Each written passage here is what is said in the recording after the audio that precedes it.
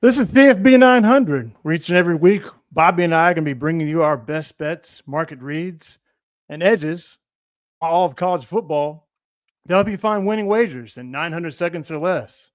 Bobby, we are on the clock, so let's get into it. Perhaps maybe the biggest game of the year.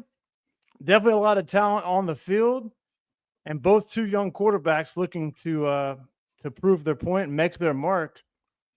This is the first regular season meeting between Texas and Ohio State since 2006. So it should be a huge game at the shoe. Bobby, what are we playing here? Yeah, obviously a big matchup of the week.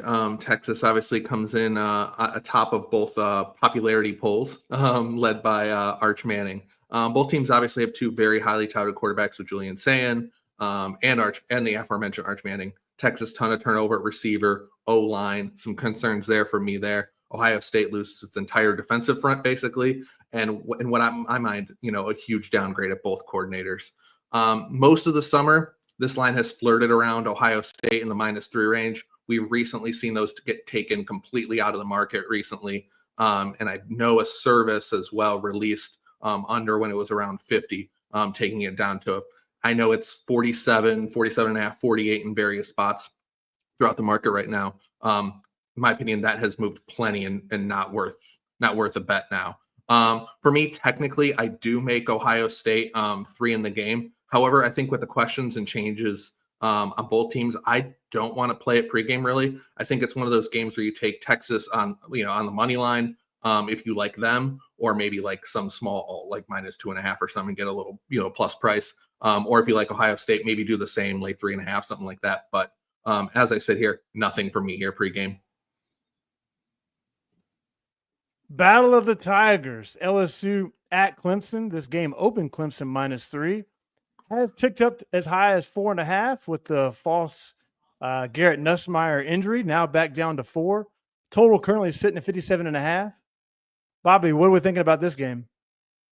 Yeah, unlike when Texas and Ohio State there, where we've seen some movement, this one, other than that fake Nussmeier thing, this one has been mostly flat. 3, up to 4. Now some, like you have in the graphic 4. There's some 3.5s out there too. So just depending on the flavor, total is ticked up slightly, but not through any keys. So nothing too meaningful there. Unfortunately, this one's also going to be a bit boring. I just, quite frankly, agree with the number. For me, it's too close. Both these teams are like neck and neck in terms of power rating. And so the difference here is, like, quite frankly, what you think of Clemson's version of Death Valley's home field advantage. Now, I do think in general terms, like LSU has a higher ceiling as a team. Just because what we've seen from Clemson, returning a bunch this year, but I also think LSU has a much lower floor. Obviously, LSU, could have the defense take a leap. Questions along the O-line. And I know, when this game starts, I probably won't even be watching the ball. I'm going to watch the trench play when LSU has the ball, that matchup between the LSU offensive line and the Clemson defensive line. Again, I know this sucks, but no bets for me pregame here. Friday night game, Auburn-Baylor. This game open 2.5, still sitting at 2.5. Baylor, the short home dog. Dave Aranda 3-8, straight up as a home dog. And we all know that Hugh Freeze has not performed particularly well so far at Auburn. This is a game where both teams need to get off to a fast start for their season, as both of them are going to have pretty difficult schedules that they're facing. So, Bobby, with that said, who are we thinking gets the win or perhaps gets the cover? Yeah, I'm really glad this is kind of mentioned with some of the week 0 stuff. Really glad this is a weeknight game, gets its own spotlight. Two interesting teams that really want to hone in more on we have the ratings for both teams. Like many, I do like Sawyer Robinson of Baylor, their quarterback. I think he's obviously been really underrated. Obviously through the end of last year playing really well, and obviously going into this year. Auburn has been loading the recruiting cannon and gearing up for a 2025 kind of return to being true contenders. So we'll kind of see what that looks like there.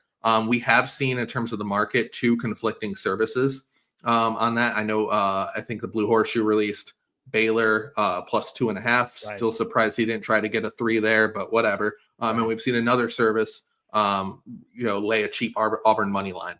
Personally, I side with the one that gave out Auburn money line there. I think they're a little bit more likely to win that game. a little bit closer to 3 in that one. So would lean that way in that one, despite all the recent headlines of all the chaos going on around the Auburn program and whatever's going on there at the moment. But I do believe Jackson Arnold is going to eventually have a good year. He was set up to fail last year at Oklahoma. I mean, quite literally every single receiver was hurt, and that offensive line was just an utter disaster. So with stud sophomore Kim Coleman at receiver, and then the Georgia Tech transfer Eric Singleton, who's quite frankly one of the best underrated portal gets out there in the market. Huge upgrade in terms of weapons from him. He's going to definitely have an opportunity to succeed and bounce back this year. So lean a little bit with Auburn here, but that's all I got on this one. A lot of market movement so far, covering 8 games for you with the most market movement. We got Boise State, South Florida. We even got totals from Tennessee, Syracuse. Bobby, when you see this movement on the board, could you break down some of the games that you think might have more signal than noise? Yeah, starting with the top 2 in the top left there, USF and Boise, and then Ohio and Rutgers. 2 games that have moved a ton through key numbers, and ones that I quite frankly agree with both moves. At least one of those, I believe Rutgers was a part of a service release. Neither of those I think I would play at current numbers. Temple and UMass, that one's obviously been fascinating because that graphic doesn't even show all the technical movement in it. Temple Right. open small dog. It actually got bet out to like 4 and 3.5 in some places. Then I think Mr. Muscles gave out 3.5 and 3 to his and his feed me telegram and whatnot. So that's seen a little buyback to now being on the other side of 3, now at minus 2.5. All I have to say on that one is good luck to all who wagered on that one. No, not much interest for me on that one. I think a lot of variance there between two bad teams. Right. And one of the other ones another one I'll point out here is Toledo and Kentucky. Toledo's been one of the more popular trendy upsets, if you will, of the summer, as people look at week 1 going from 10.5 to 7.5.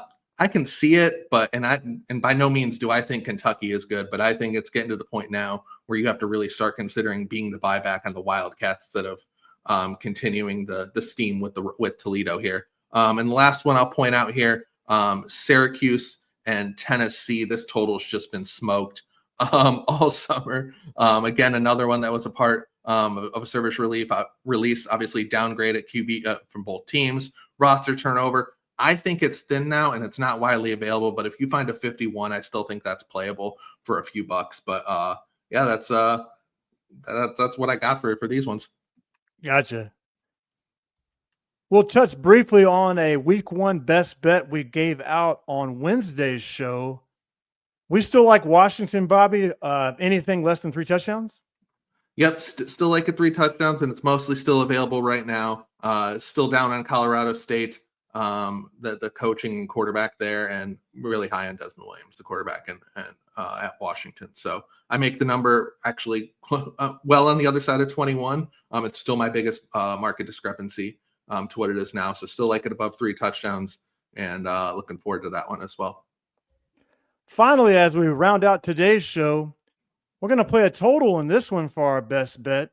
Cincinnati, Nebraska. This game surprisingly will be played in Kansas City at Arrowhead Stadium, anticipating probably a 90% go big red crowd. Bobby, could you give us a read, not just on the market movement, but why we're playing the over here in Nebraska, Cincinnati? Yep, over 53.5. I still think is good. I will admit, for transparency, I did play that at an better number earlier this summer, but quite frankly, I still think it's good. At 53.5 and probably 54 would be the last number I would bet on it. I think it should be 55 or 55.5.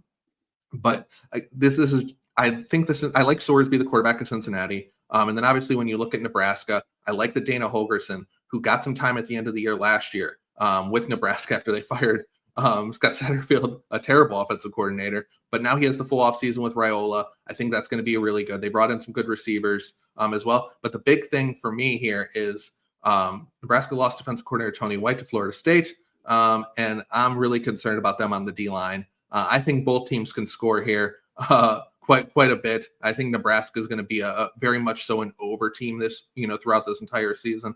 So I know it's not the best of it. Unfortunately, I couldn't give out Arizona based on some market movement today Right. on this one. But so this is the best bet for today.